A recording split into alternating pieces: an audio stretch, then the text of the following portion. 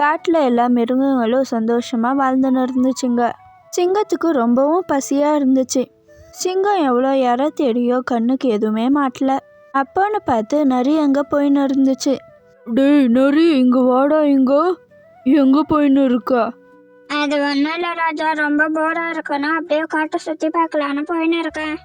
ஓஹோ, உனக்கு ரொம்ப போராக இருக்கா? காலையில் சாப்பிட்டியா நீ? அதெல்லாம் பக்காவாக முடிச்சிடுவேன் ராஜா.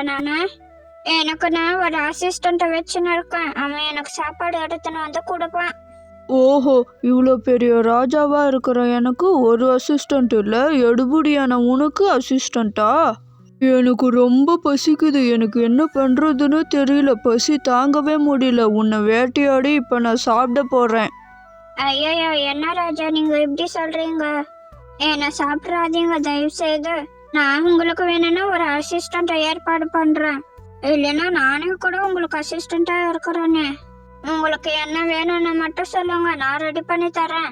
எனக்கு இப்போ சாப்பிட்றதுக்கு எதனா இருந்தால் போதும். எனக்கு ரொம்ப பசிக்குது, சீக்கிரமா எடுத்துன்னு வா போ. ஆஹா, அப்படியா? சரி நான் அனுப்புறேன், நல்லா ருசிச்சு சாப்பிடுங்க. இந்த நரியும் வேக வேகமாக அதுக்கு தெரிஞ்ச ஏமாந்த ஒரு கழுதை கிட்ட ஓடி போச்சு. கழுதைய, உனக்கு ஒரு விஷயம் தெரியுமா? நம்ம சிங்கராஜா இருக்காருல்ல, அவர் வேலையில இருந்து ரிசைன் பண்ணிடுறாராம். வேற யார் வேணா ராஜாவா உட்கார வைக்கலான்னு இருக்காராம். எல்லார்கிட்ட கேட்டுன்னு இருக்காரு. எல்லாரும் பேரதான் சொல்லின்னு இருக்காங்க. நீ கடுமையா உழைக்கிறியா, நல்ல கழுதியா, ரொம்ப அன்பா இருக்கிறியா, அதனால உன்னை உட்கார வைக்கலான்னு இருக்காரு. அதனால உன்னை கூட்டின்னு வர சொன்னாரு. சீக்கிரமா போய் என்னன்னு கேளு, எனக்கு கொஞ்சம் வேலை இருக்கு, நான் முடிச்சுட்டு வரேன். ஓஹோ, அப்படியா? எனக்கு ரொம்ப சந்தோஷமா இருக்கே கேட்கறதுக்கே. சரி இரு, நான் சீக்கிரமா போய் என்னன்னு பாக்குறேன். கழுதையும் ரொம்ப ஆசைப்பட்டு வேக வேகமாக ஓடி போச்சு. ஆனால் சிங்கம் கழுதையை கொல்றதுக்கு ட்ரை பண்ணுச்சு. அடிச்சு பிடிச்சி எப்படியோ கழுதையும் தப்பிச்சு ஓடி வந்துருச்சு. நிறைய உன்னை நம்பி நான் போனேனே, எனக்கு இதுவும் வேணும், இதுக்கு மேலேயும் வேணும். ஏதோ ராஜாவாக்குவாங்க அதாக்குவாங்கன்னு சொன்னேன். சிங்கத்துக்கிட்ட போனதும் அது என் காது கடிச்சிருச்சு. ஏன்னா ஃபுல்லா சாப்பிட்றதுக்கு பார்த்துச்சு. நான் எப்படியோ தப்பிச்சு ஓடி வந்துட்டேன். இடப்பட்ட கழுதா, இன்னமும் உனக்கு இதை பத்தி புரியலையா? தலையில 2 காது நட்டு நின்னு இருக்குல்ல, அதுல எப்படி கிரீடத்தை வைக்க முடியும்? அதனாலதான் ஒரு காதை சாப்பிட்டுருக்காரு அவரு. இது கூட தெரியாம நீ எல்லாம் எப்படிதான் ராஜாவாக போறியோ? நிறைய சொல்றதெல்லாம் அந்த கழுதை ஃபுல்லா நம்பிடுச்சு. திரும்பியும் சிங்கத்துக்கிட்ட போச்சு. சிங்கமும் வேகமா ஓடி போய் கழுதையோட வாலை பிடிச்சி கடிச்சுது.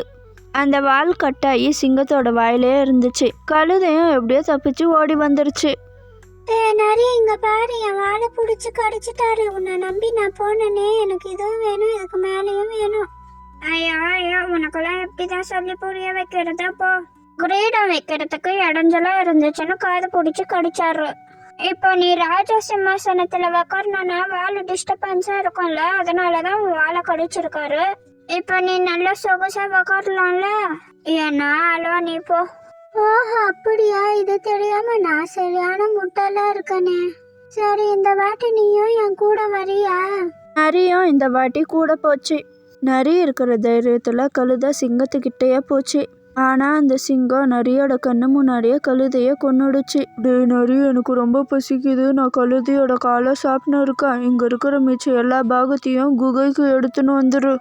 சிங்கமும் அங்கிருந்து போயிடுச்சு. ரொம்ப பசிக்குது நமக்கு வேற, இதுல எதனா சாப்பிடலாமா? இங்க இருக்கிறத சாப்பிட்டா அந்த சிங்க பையன் வேற நம்மள திட்டுவானே. பேசாம இந்த கழுதையோட மூளைய சாப்பிட்டுட்டு அங்க தில்லு மூளை வேலையை செஞ்சிடுவோம். அந்த நரியும் எல்லாத்தையும் சிங்கத்துக்கிட்ட எடுத்துன்னு போச்சு. என்னோட கழுதையோட இதயம் இருக்கு, ஈரல் இருக்கு, எல்லாமே இருக்கு, ஆனா மூளை மட்டும் காணோம். ஐயோ சிங்கராஜா, அதுக்கு மூளையே இல்ல.